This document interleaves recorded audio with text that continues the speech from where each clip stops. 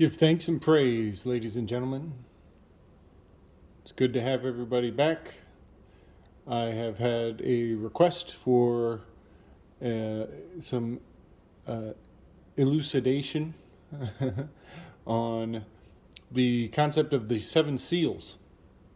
And I did mention in previous videos that I do believe that the story of Revelation has happened in the past and that it will be happening again in the future. Uh, and that it happens every single day in so many different ways, so many layers of uh, macro and micro uh, interpretation of those words. So, what I'm going to focus on here will have much to do with um, the current construct of our solar system. And this will piss the flat earthers right off. I tell you what. So if that is likely to be your reaction, please feel free just not to watch at all. I do subscribe to A Round Earth, and I have all the love for the flat earthers, all the love.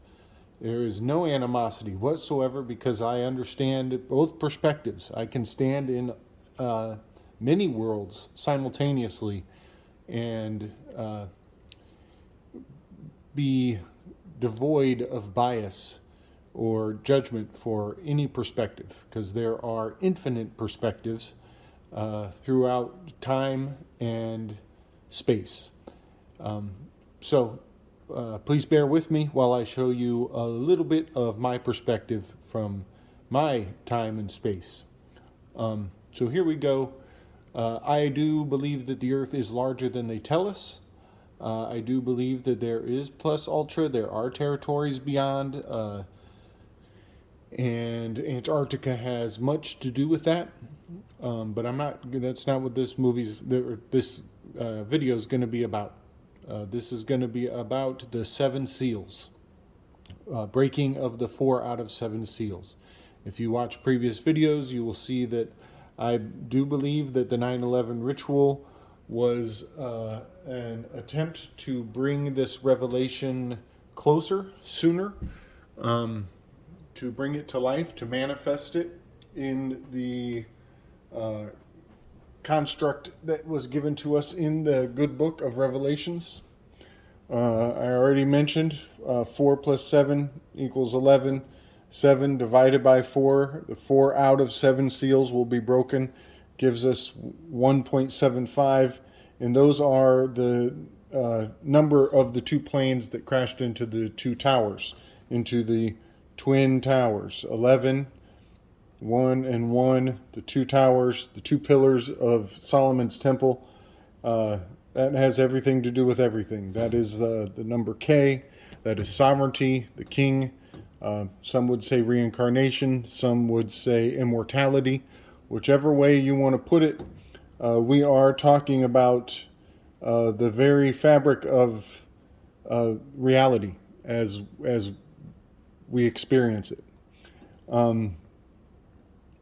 And it has much to do with duality. The moon pillar, the sun pillar, above and below. So much of our reality is easily signified just in the 2 ones next to each other. So you will notice that, I like I said, I am able to hold space for multiple perspectives at once. I am very much tuned into the concept of both and, not either or, both and. There are so many ways to see these symbols and see what they are signifying. And a lot of what I'm going to tell you today is that certain symbols indicate more than one thing, more than 2 things, more than 3, 4, 5 different things, all very significantly condensed into one symbol, one sigil, if you will. So, the 4 out of 7 seals being broken, the first thing I see when I see 4 and 7 together, I see that that is the atomic number for silver. Silver signifies the moon pillar. However, I also know that 47 degrees is the axial tilt of the Earth. And this is my best attempt at drawing a model of that fact for visual cue. These little poles, those would be actual North and South Pole, but this arrow signifies the magnetic North and South Pole. And the differential between those two angles is exactly 23.5 degrees on both ends of the planet. And when you add them together, you'll get the 47 degrees of differential from the two solstices. And here I've drawn out the analemma. And the analemma is from a previous video.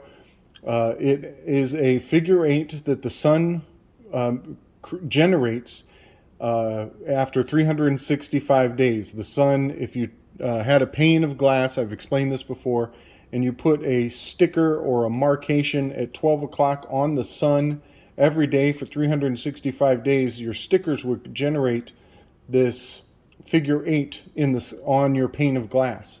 And you could use it as a calendar. And I am here to tell you, if you haven't seen that video already, the elites use this as their calendar. And they hold this crossing point as a most sacred point. On one side you have tax day, April 15th. On the other side you have Vulcanalia, August 27th, right there at the crossing. April 15th on the rise, August 27th on the fall. And that's when the Titanic sank. That is tax day. That's when Abraham Lincoln was killed. So many events happened on April 15th, and many, many events have happened on August 27th as a offering to Vulcan, the metallurgist of the heavens, also known as Hephaestus, who crafted the sword of fire. That is the day that Pompeii erupted on Vulcanalia, the Roman holiday. There's a whole other video on that. If you haven't seen it, scan on back to that. So, the breaking of the 4 out of 7 seals, I interpret that to mean that the axial tilt of the planet will be broken, that this pattern, this perpetual 8, this infinity, this eternal repeating of the cycle will be broken. It will experience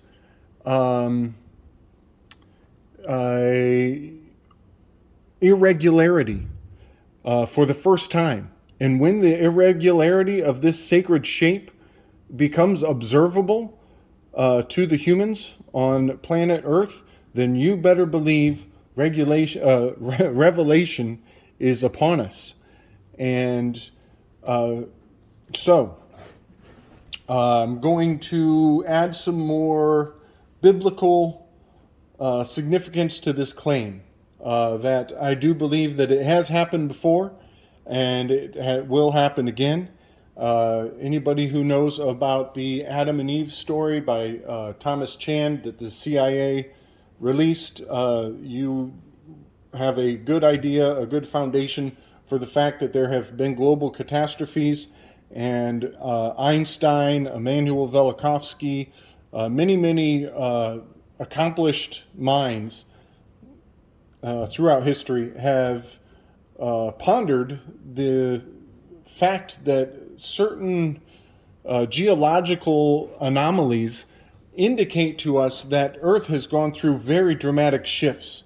And some explanations, some descriptions of that shift has been an absolute 90-degree turn, that the North and the South became the East and the West, and the East and the West became the North and the South. And for a very brief time, the spin of the Earth did a 90-degree dip, and all chaos washed over the Earth, and the shape of things of the past were washed away, and the shape of the future was repented. That is the foundation of etymological root of repent, is to repaint. And the ancients describe it as God wanted to reset. He didn't like the way things were, and he wanted to turn things over and start anew. So, I believe that the Cain and Abel story is a very obscure description of a shifting of north, south, east, and west. That once upon a time, Abel was in charge, and at one point Cain took the crown, took favor, and when Cain took favor, the earth experienced death on a profound level that is unthinkable, absolutely unthinkable. In fact, very hard to even believe, let alone fathom. Some of my supporting evidence of this is Cain, his offering to the Lord was vegetation. He was a farmer. Abel, his offering was animal sacrifice. He was a herdsman. And this is my own theory, my own application of this information onto what I know about the earth, and that is that animals are dominate the northern hemispheres, the extremes, the north and southern hemispheres, and vegetation is what holds this equator line. It dominates in the Amazon, in the jungles, in the warm zones of the earth, between the Tropic of Cancer and Capricorn. Abel was capped. He was killed. He was the sacrifice. It was the goat, Cancer and Capricorn. So you have those two lines, the deviation of the two lines. So the story of Cain and Abel, you can take it literally. I'm sure it has a lot of value in that, but I am also positing, and also I am saying that there was a transmission, a flipping of the roles. The favor of the Lord was defied, and all of earth, all hell broke loose on earth. And, the person who was on top transgressed against the person who was on the bottom. Animals tread on the land. And this was a trespass. Abel's animals trotted onto Cain's, his plants. And that is why Cain was part of why Cain was so offended by Abel. It was the first transgression, and he took it on himself to punish his brother, despite the Lord's wishes. And so, so many layers of significance to that story. I could actually go into whole other myths and legends of what I think this also means. We could be talking about the Kublai Khan. This could be Genghis Khan conquering the lands from east to west. But I'm not even going to go there. That's not part of this video. So I want to point out just some facts. So you see these numbers, you see these patterns, and you can kind of have a grasp of what's being said and laid out right in front of you.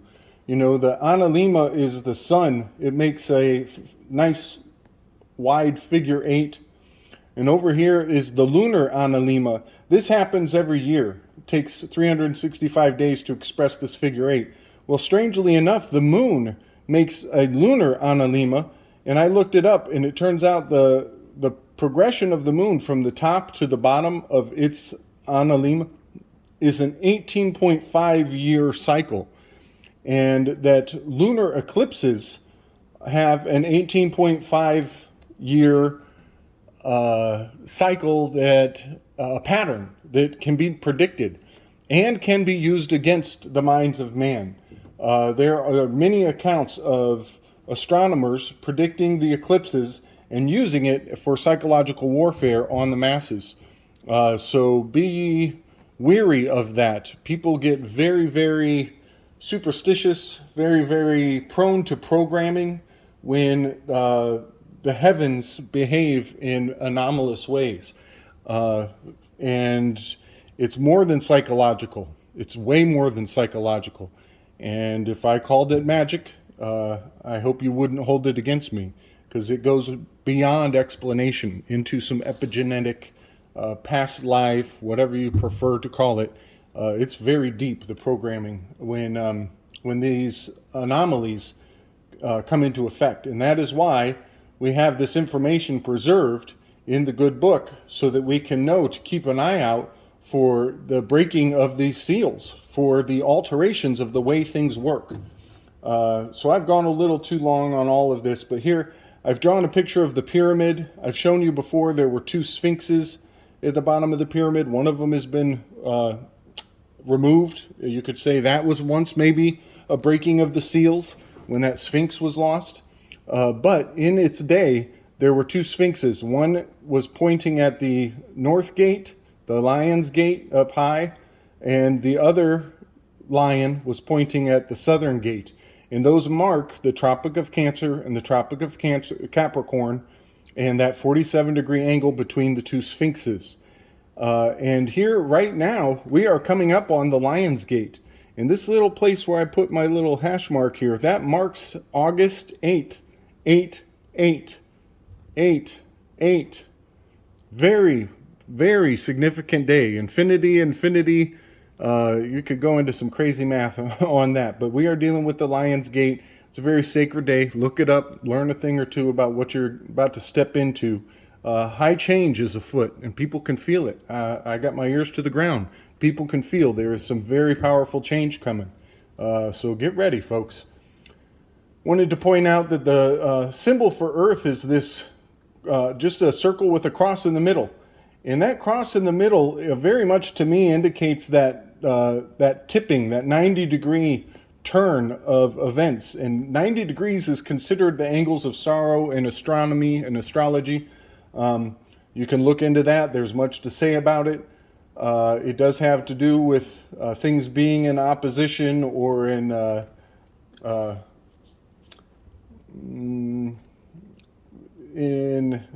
defying one another, you could say. That's a whole nother video. I'm not going to get into that. But we do have four 90-degree angles of sorrow, 4 times 90, 360.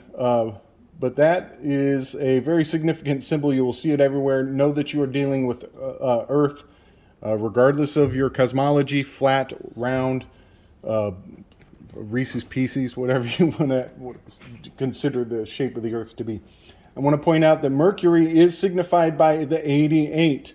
And the reason Mercury is signified by the 88 is because it completes its orbit every 88 days. Mercury carries the caduceus, and I put the caduceus with a picture of the two snakes winding up the staff. You will see the two snakes are 88. 88 days for Mercury to do its orbit around the sun.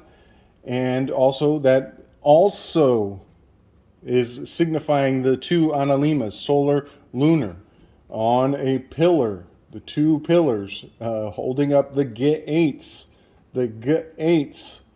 of the Temple of Solomon. And the symbol for retrograde is a RX. This does not mean prescription. This means retrograde.